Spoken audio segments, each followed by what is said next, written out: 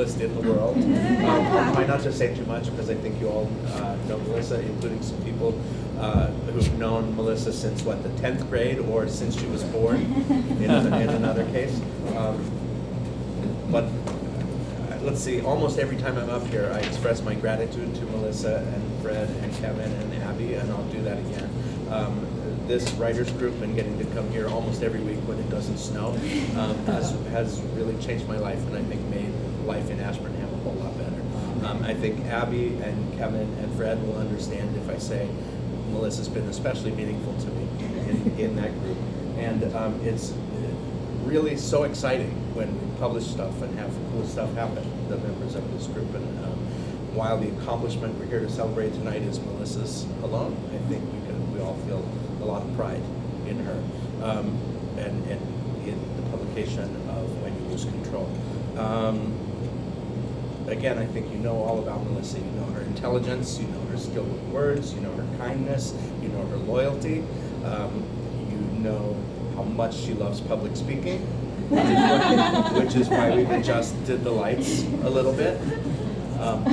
I know that this is a loving group of people who all admire her and are here to support her, so try not to make scary eye contact with her. And welcome to the stage, Melissa Dorval.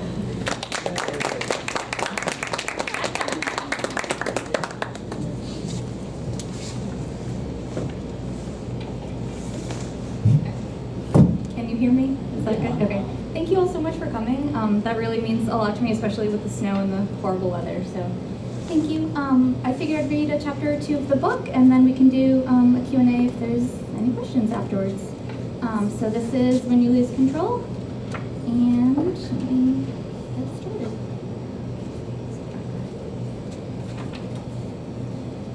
Chapter 1. Janis Joplin Boom's Get It While You Can from my cell phone.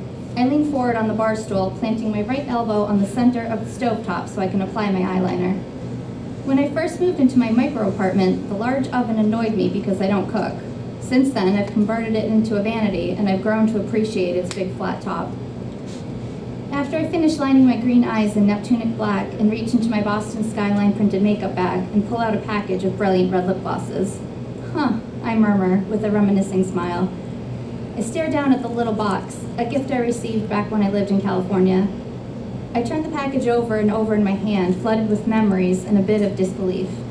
In the strangest way, the lip gloss is how I ended up in Manhattan, though my entire journey started back in Boston.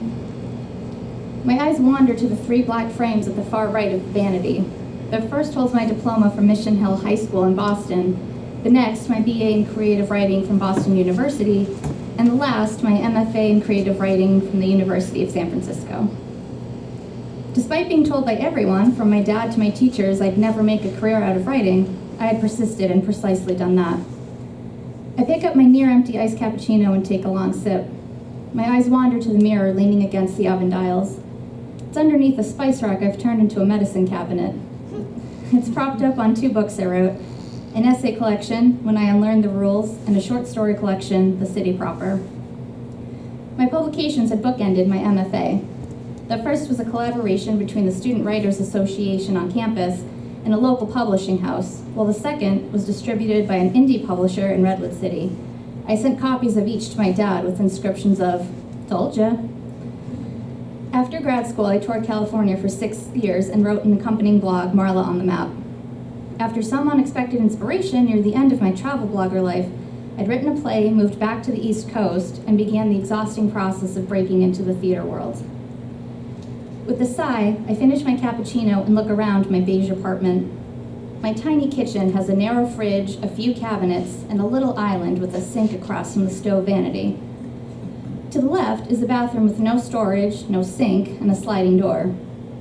To my right are my bed and dresser, a stack of plastic storage crates holding my clothes, shoes, photo albums, sewing machine, and supplies, and the art I'd collected during my travels. My apartment isn't much space-wise, but I've carved out a successful independent life, and I'm endlessly proud and grateful, if not a little lonely. However, if only the little girl I used to be, who always had a notebook and wore a crochet poncho in 90s Boston, could see that being the eccentric outsider was worth it. My attention returns to my lip gloss as I pull out a shade called Rubicund Gladiolus, and run it over my lips, and then put some on the tips of my index fingers and rub it onto my cheeks before tossing it into the Michael Kors tote on the island behind me. I mist my face with finishing spray, then shake out and scrunch my thick brown wavy hair with anti-frizz cream. With a stretch, I slide off the bar stool and adjust my black blouse, then smooth out my navy blue cigarette pants and matching blazer with black lapels. I throw my nicest black pumps into my tote and make sure I have everything. Remembering I need perfume, I rummage through my bag, past cinnamon mouthwash, my wallet, an emergency kit, sewing supplies, and keys, and retrieve the Michael Kors signature bottle. After spritzing some on my wrists, I head for the door. I step into my black LL Bean duck boots, wind an emerald-colored scarf around my neck, and bundle up in my vintage black-hooded junior blazer duffel coat. Finally ready to leave, I shut off the music. "Sorry, Janice," I say, slinging my bag over my shoulder. I stuff my phone into my pocket and leave the solitude of my apartment. I arrive at the worn front steps of my building, put on my 1970s Nina Ricci sunglasses, and take in the city surrounding me. It's a piercing wintry morning. Small slushy piles of dirty snow sit beside every door, but I'm energized by the world beyond my stoop and join the droves of bobbing commuters. The city is a sensory feast as 8 million people go in 8 million different directions. Cars honk as a garbage truck blocks traffic, a maintenance hole cover steams next to a vendor arranging mini sweet cakes on a cart, and signs and advertisements cover everything from trash cans to the sides of bus stops. Billboard and traffic lights flash and dogs in designer harnesses prance by. I could find a bench and sit for hours watching the Metropolitan Kaleidoscope, but I have lots to do today. I trot by the hideous Yankees mural, roll my eyes, and flip it off. It's a ritual of mine. I smile and think about the upcoming Red Sox season in spring. My focus doesn't last long, and I forget all about baseball as the aroma from corner coffee reaches me. I dash towards the brick building with a coffee cup painted on its window and go to the counter. I'm handed my second coffee and a croissant, and I thank the barista and take a long sip of my iced caramel latte as I dodge between customers in the crowded shop. It's a relief to reach the exit. An older man in a Ramones t-shirt holds the door for me and bellows, "Hey, good morning!" "It is a good morning," I exclaim, practically skipping. The tail end of my walk to the auditions building is a long zigzag of tourists, vendor carts, and red lights. Part of me wants to run the rest of the way because auditions for my off-Broadway play begin today.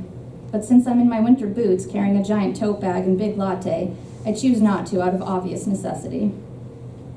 My exhilaration makes me feel like Mary Tyler Moore. I wish I had a beret to toss in the air. Though our cities are different, the vibe, the pride of being a successful independent woman, is the same.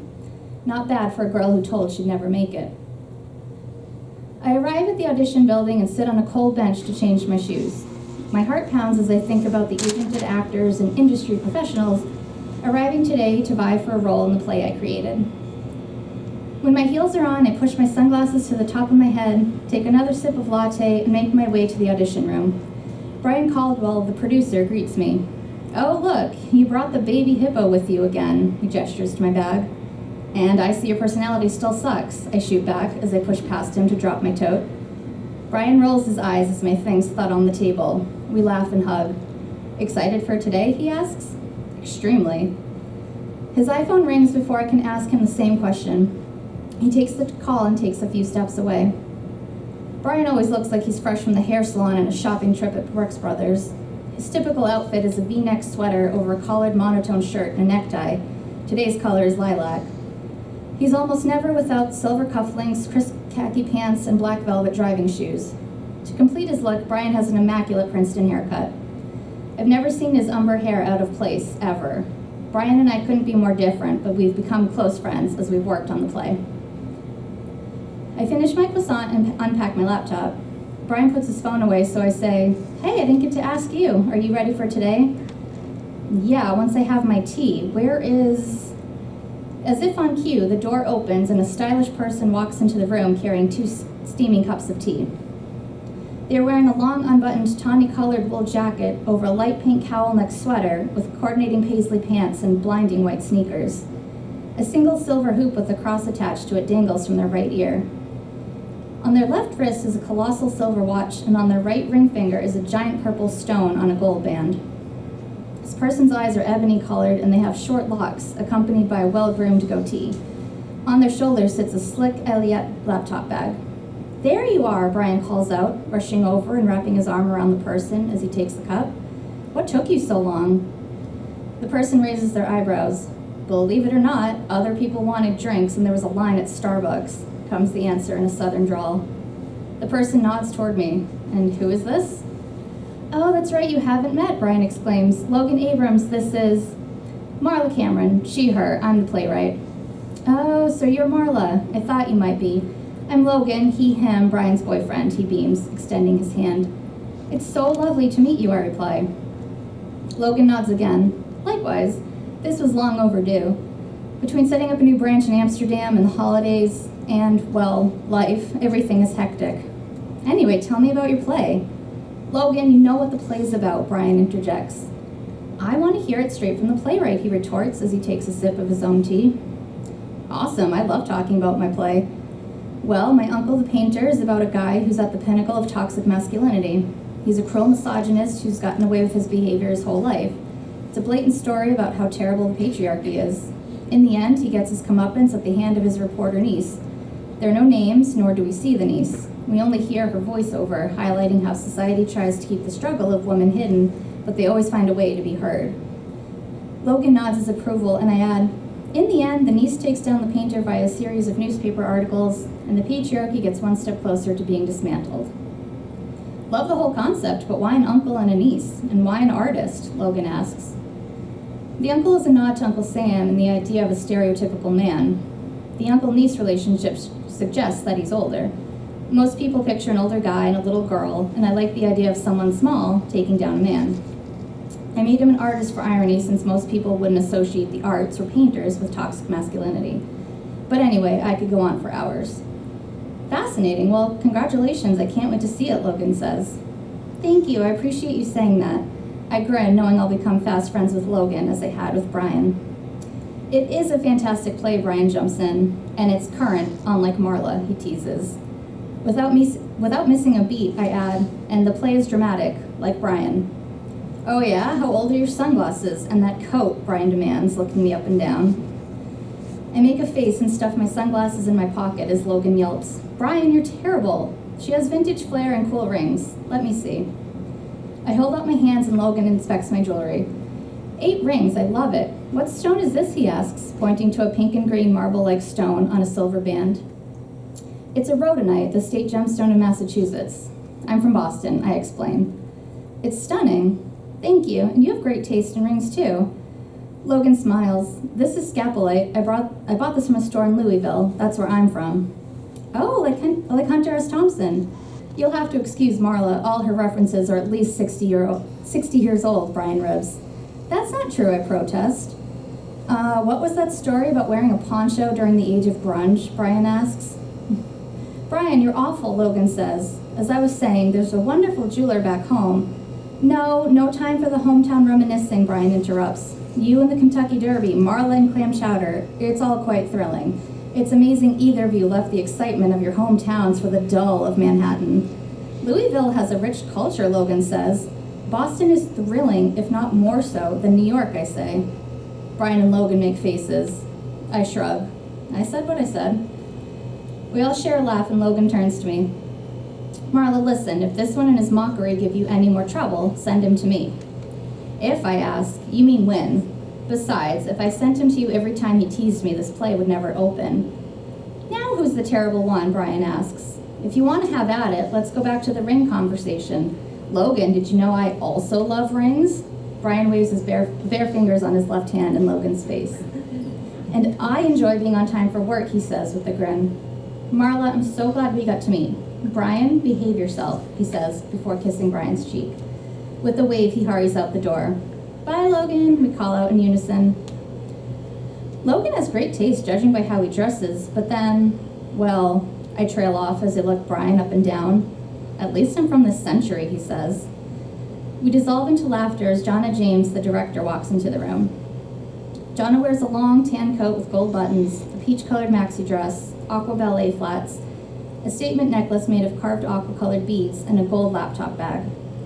Her black coiled hair is piled sky high on top of her head and elegantly falls forward, framing her obsidian-colored eyes. Jana is a serious person with a voice that commands attention. "Good morning, Jana," we chorus. "Good morning," she calls out. She folds her coat over her chair. "Auditions will be fantastic today. We have some talented actors coming in." "Oh yeah? Do you have the updated list of actors?" Brian asks, as his eyes light up in anticipation. "I do." She pulls out her iPad and hands it to Brian. "Impressive group," he approves. "This is great. Most of these guys are big stars, so we wouldn't need an understudy, saving us a bundle on costs." "If one of them gets cast," Jana reminds him. "Quality performance over your money obsession." Brian rolls his eyes and hands Jana her iPad as she sits. We take seats on either side of her, and she opens a new screen to show us the list she has compiled. "So, at the top of my list are the 3 guys I think are the best actors. Jesse Irving, Julian Albrecht." She pauses. "He's talented, but I don't know if I can see him as the painter. I think he's too pretty." "Is too pretty ever a bad thing?" Brian asks. Jana sighs. "It can be. We'll see after the auditions." "Anyway, the 3rd is Billy Sweeney." "Has he done theater before?" Brian asks. "Yeah, back in the late 80s. "Well, great. He's a major name. That could bode well." "Wait a minute. I think I know that name. What has he been in? I can't picture him," I say. Brian gives me a look. "He won the Golden Globe for the villain of Saint-Tropez. He's kind of..." "Oh, the guy with those blue eyes," I exclaim. "He was good in that movie." "Obviously," Brian mutters. "Anyway," Jana says, "it will come down to auditions. But he's an incredible actor and popular. I think it's key we find a big name to avoid an understudy and to sell tickets. Plus, I noticed under those names you listed Edgar Hampton," Brian says. "Yeah, he was the best from Catacall," Jana replies. "I don't want to pay for an understudy," Brian whines. "I know," Jana snaps, feigning annoyance. "All right, let's get to it. Is everyone ready? Our first actor should be here in less than 10 minutes. I think I'll stop there.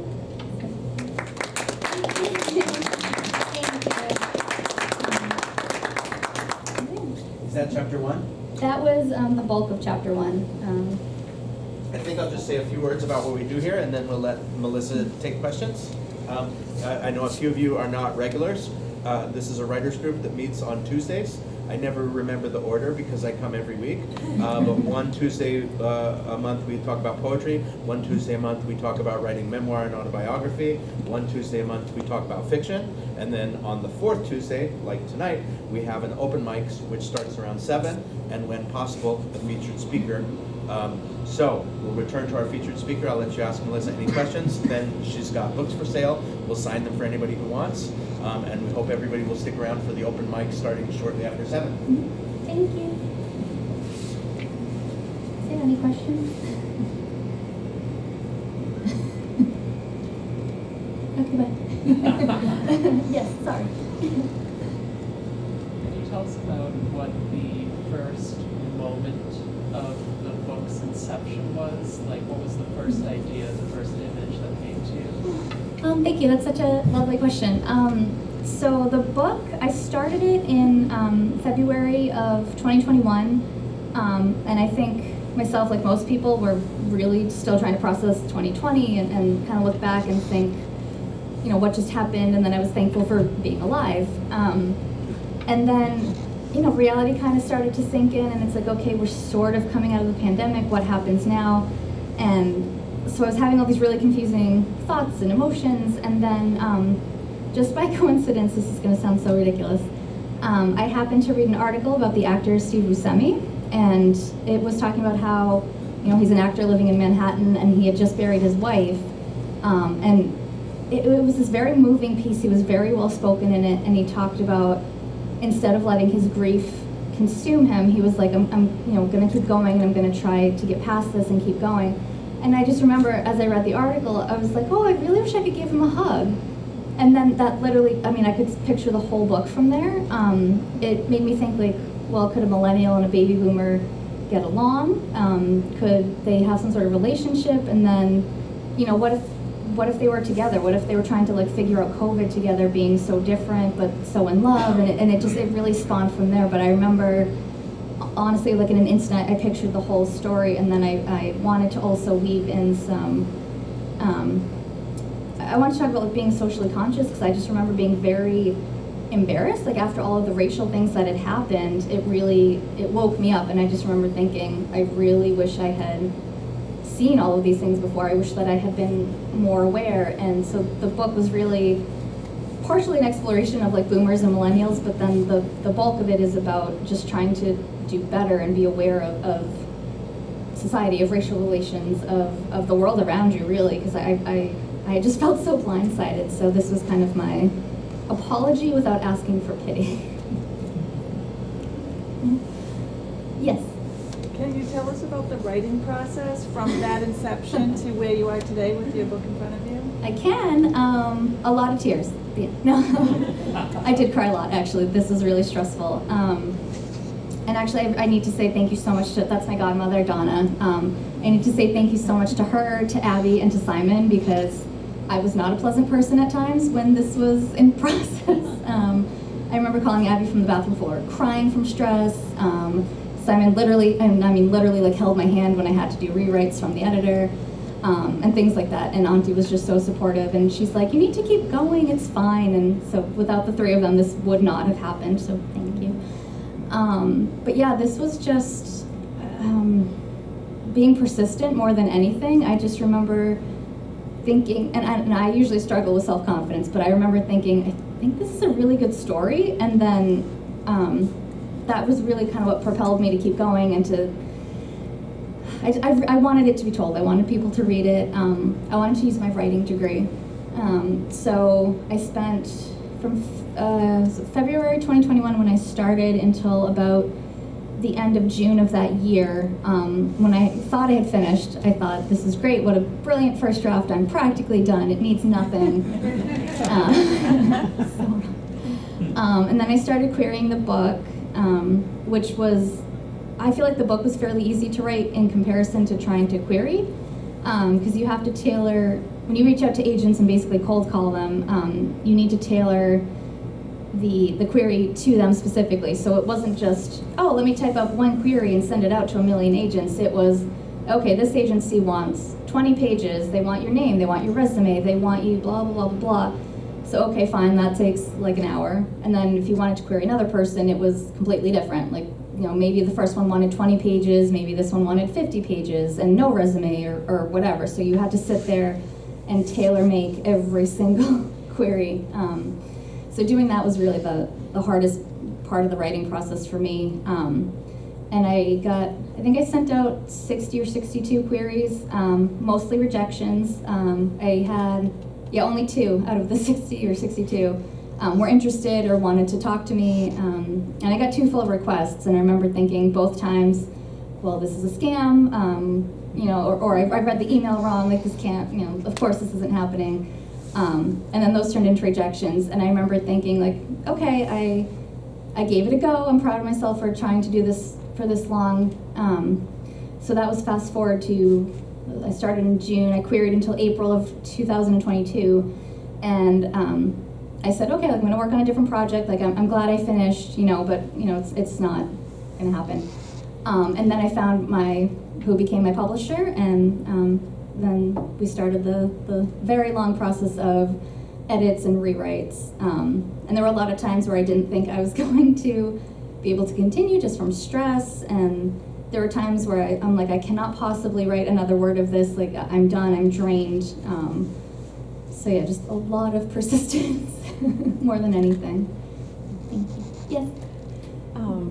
Do you like your book better before the edits or after? And can you tell everyone about like the types of edits Oh and God. what you went through?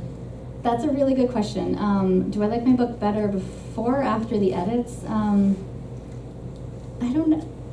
That's hard to say, because this is the version that got published, so I'm really proud of that, and it's obviously like very near and dear to my heart. But it ended up being written in a different tense than I had intended, so that was a little frustrating. And also getting the call of, hey, can you please rewrite the entire book in a different tense was a little daunting. Again, thank you to Simon for putting up with me during that. There was a lot of crying. But I feel like I'm very attached to both versions. The first one I finished, which is almost an entirely different book, and half the characters that are in the final version weren't in it. I thought it was really different because it was very cerebral, and the main character was, it was mostly dialogue, and it was mostly just her internal monologue, and I thought it was really different. And I love writing dialogue, so it was really easy for me to get very lost in, like, oh, this is really fun, I like writing this way. But as I queried, and when I got my first full request and then rejection, the lady kind of pointed out, she's like, oh, you don't really talk about the surroundings. So that inspired a very long, lengthy, intense rewrite, because I realized, I'm like, oh, she's right, I think my first version was way too experimental, way too in my own head. So I had to really like get into the character's head and then slow down and describe her surroundings and add in some other characters. So the first, I do love my first version, but I think the one that actually came out is really, because that made it real. So I do love that one. And the editing process, it started, my publisher reached out, they asked for like 10 pages, they loved it, and then they said, can you send us the rest of the book? So I did. And then they said, well, we think we'd like to publish it, but there was never any, nothing basically was concrete until the contract came. So there was a lot of, well, he liked this version, is he gonna stick with it, and a lot of fears and a lot of wondering. So he said he liked it, and then he wanted to send it to a content editor. So I thought that was great. I was like, okay, let me have it. And so 6 weeks after that, I got her response, and it was 25 pages back and front, and basically she said it was terrible, and the characters can't be that far apart in age, and this is ridiculous. And then she tore into me for about 2 pages. The original version had a lot of song lyrics as like chapter titles, which I had painstakingly paired to what was happening in each chapter. And she said, quite unkindly, she's like, it's $400 a pop to license these things, and what are you thinking? And you have like 20 in here, like we couldn't possibly use them. And I had no idea, and she kind of made it seem like she had told me this like 50 times when I was just reading it for the first time on the page, and I was like, all right, like I'll take them out. I'm not married to the song quotes. So anyway, so basically 25 pages of a professional telling you they don't like the book was exhausting and heartbreaking. And I actually got her response when I was at work, and I nannied 2 little kids, so I was trying not to cry in front of the 2 kids that I was nannying. This is the whole thing. But I decided that I would listen within reason. I didn't want to lose my voice or my stories, so I did take some of her critiques into account, and I did lose all the song lyrics were gone immediately. So then once I did that version, then I sent it back to the publisher, then they looked at it, and then I think after that, I think then eventually it went to, then it became talks about the contract. So it was, well, do you still want to sign with us? Like, do you still want to publish, etc.? And I was like, yes, absolutely. And I've gone through all this agony, we have to, I can't, stop in the middle. So then there was back and forth with the contracts, because you needed a lawyer to look at it. You had to go through everything and make sure that it was fair to both parties. So I had to find a lawyer. That's a whole other long story.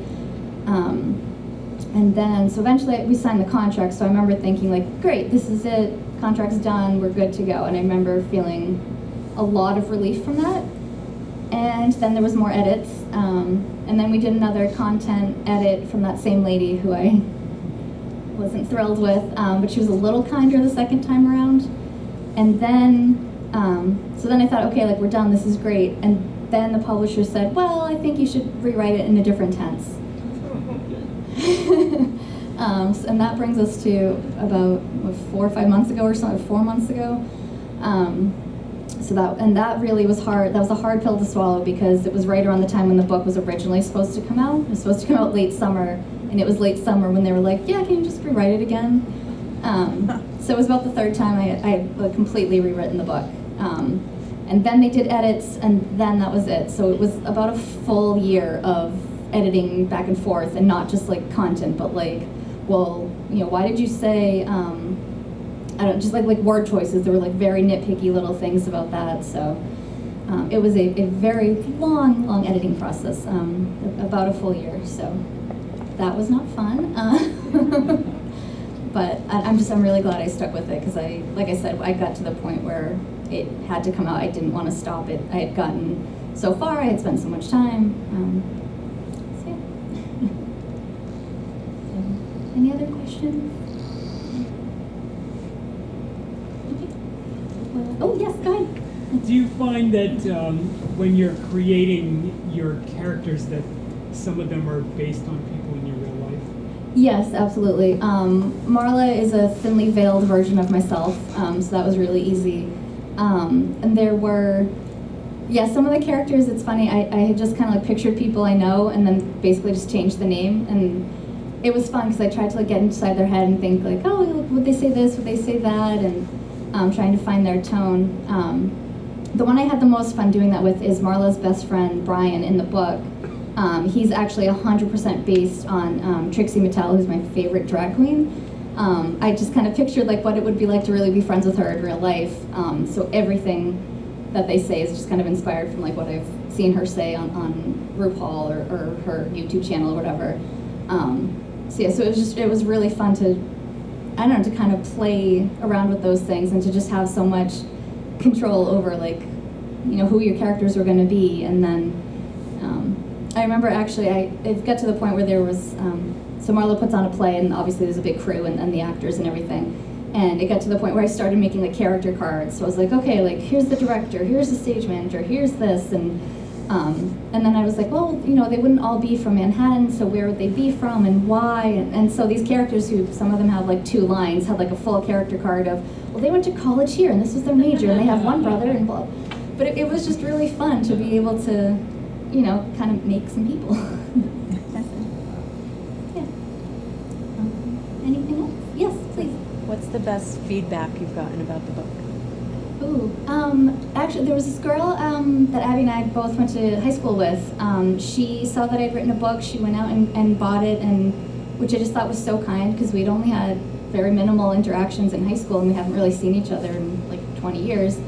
And she not only like told everyone she knew to go buy it, she was like, it was really great and it made me think about being socially conscious. And then the books that Marla reads in the book are all real social justice books, and so she had told me that she was now going and trying to read some of the books from Marla's journey, and she's like, I really want to be more aware about like racial relations and things like that, and that just meant so much to me because I'm like, that's the whole point of the book, is I want people like me who didn't realize that there was so much more to be done, that there was so much racism happening. So just the fact that she, totally unprompted, like she just went out of her way, she read it and then shared these things, and how she too wants to be more aware of things just meant the world to me. Like I still can't believe she did that. It was just so kind and so lovely. Yes? You said that you feel like going into this, you didn't feel very confident. How do you feel after going through this process? Like how has it shaped your identity as a writer and how you feel about your craft? Oh, that's a good question.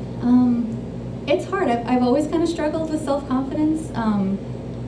So I think anytime like imposter syndrome starts creeping in, I keep kind of telling myself, I'm like, well, you wrote a book and it, and it came out and you did that, and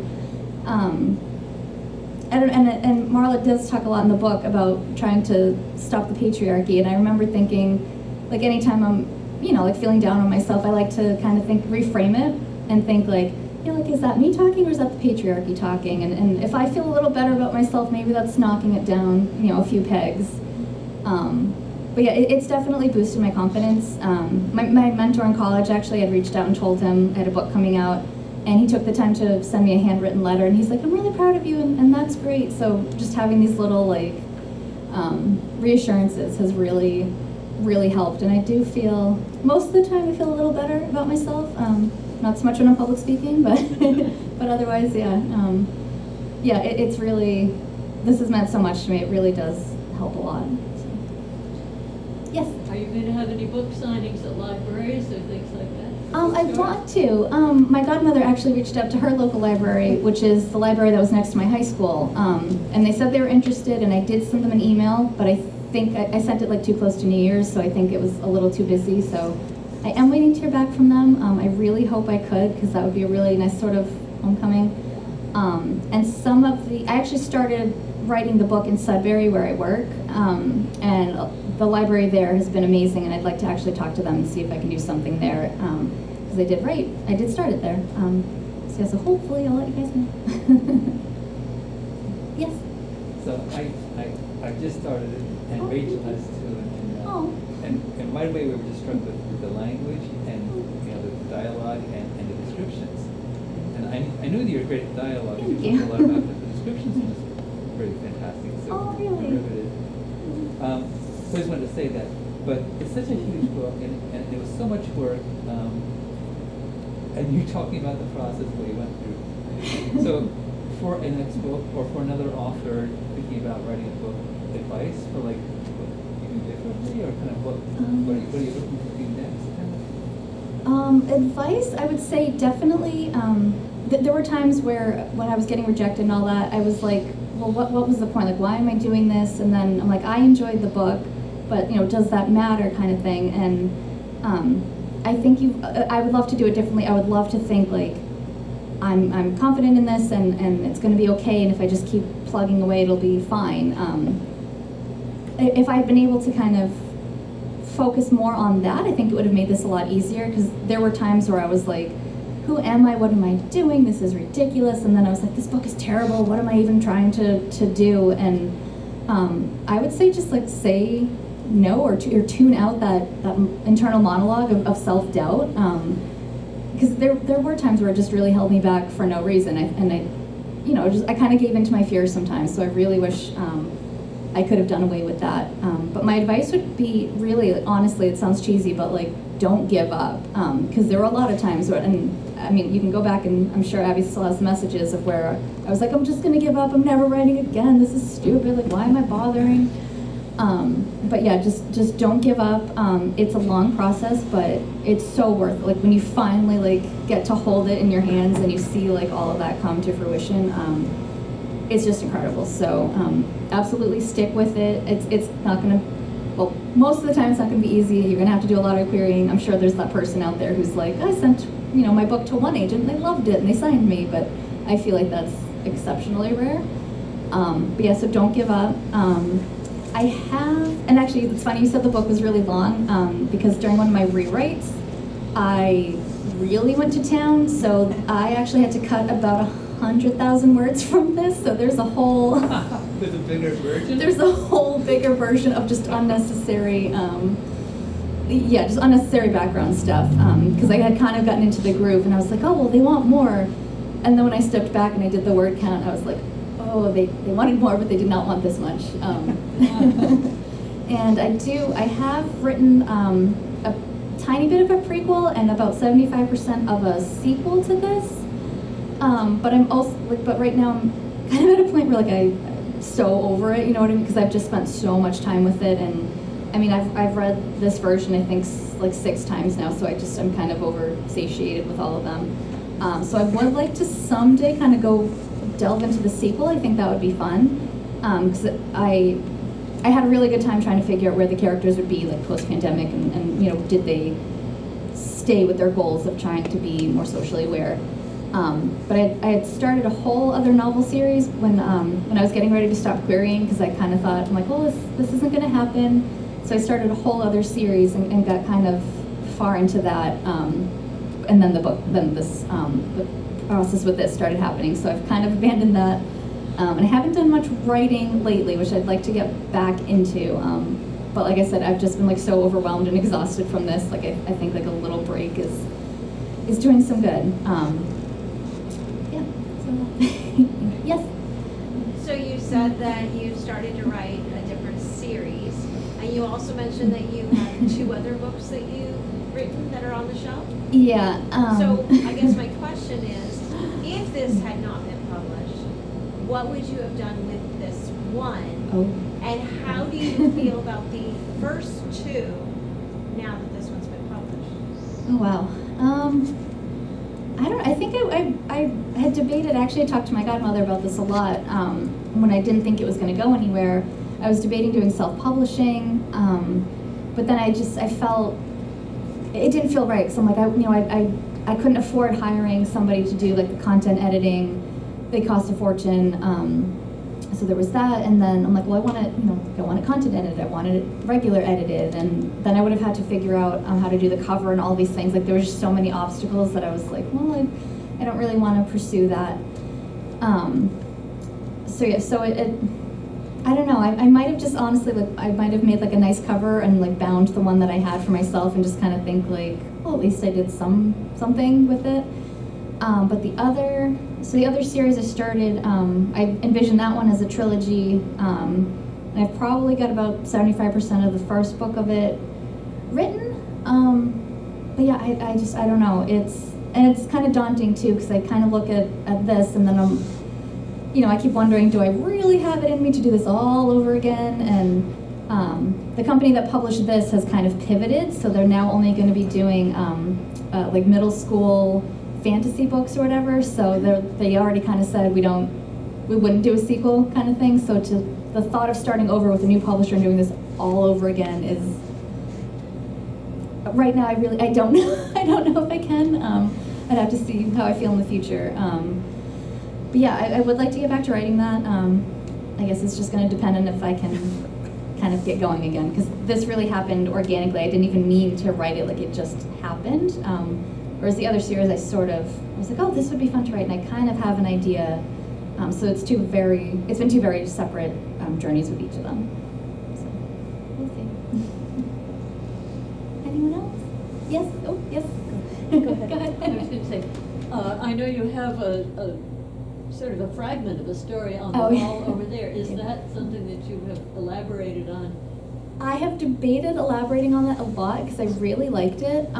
It sort of started off as sort of a Game of Thrones like fan fiction. I tried to call it "Imagine yourself in your favorite work of fiction," but I think that it really was just fan fiction.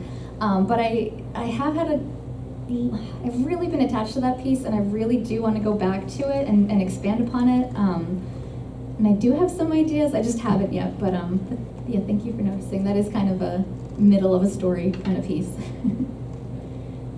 Did you have? I was just gonna, sorry. Oh, whoever. I was just gonna say to Fred's question and something you said earlier, you said the lawyer is a whole nother story, but you did find a valuable resource I there did. with other authors in the room. Can you talk about that? Because it did lead to yet another feature for you too.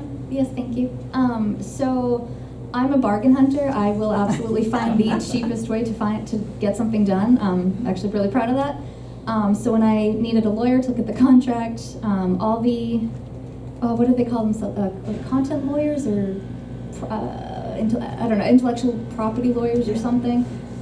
They all wanted like a minimum of $300 an hour. And they're like, oh, it'll take us like an hour and a half to read this contract of 10 pages. And I was like, yeah, that's a little steep. And then what if we have to do revisions? Like I just saw like, the dollar signs, and I'm like, I don't want to go down that road.